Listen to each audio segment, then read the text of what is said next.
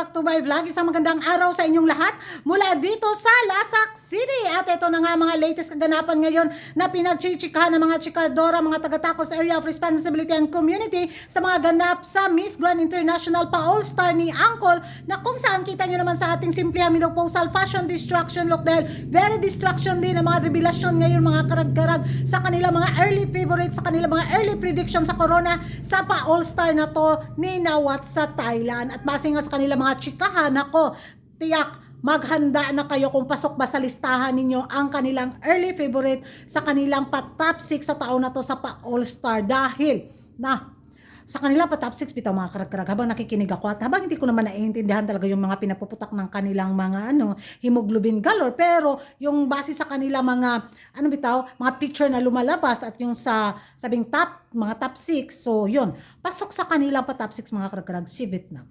Pambato ng taga Dorimon is pasok sa banga talaga. Well, hindi naman may pagkaila, talagang lumalaban naman ang mga taga Dorimon sa kanilang pambato sa taon na to. So pasok yung isang spot sa taga Dorimon. Pasok sa kanilang top 6 is si Great Britain, si Britannia. Gwapa po, ang pambato ng Britannia mga karag-karag. Nung i-check ko bitaw yung social media niya, ay may laban din ang pambato ng taga Britain.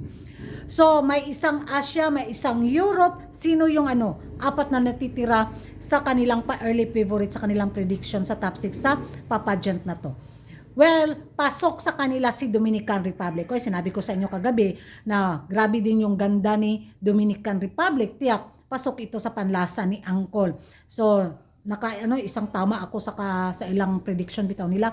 Pasok sa kanilang prediction is si Ghana. Wala si Ghana sa akin mga karag-karag. So, isa sa Africa ang nakapasok sa kanilang prediction mga karag-karag. So, at pasok sa kanilang listahan is si Colombia. Hindi naman kaila talaga na si Colombia is grabe kapag kabigat lamang yun nga pagkakandidata ni ngaron ngayon sa pa-All-Star na to. Siya talaga yung agaw attention bitaw pag lumabas siya sa kanyang pa-outfitan. Talagang eksenadora, may talaga presensya na hindi mo talagang pwedeng didmahin ang pambato ng Colombia. Medyo hindi ako hindi ako masyadong lalakasan sa kanyang sex appeal mga karag-karag, sa kanyang beauty, pero sa katawan at sa tindi, grabe yun ang pambato ng Colombia. At isa sa kanilang nag-top 1 mga karag-karag sa corona sa taon na to, sa pa-All-Star ni Angkol, walang iba kundi ang Ecuador. Siya talaga yung nangunguna sa listahan sa isa sa mga mga taga-Tacos Area of Responsibility na mga beauty pageant, influencer, beauty pageant vloggers. So walang pins na nakapasok sa listahan. Sa Asia, si Vietnam, sa Africa, si Ghana, sa Europe, si Britain, 3 sa Latina. So saan ba nagkulang ang ating mga pambato sa taon na to sa Team Pilipinas?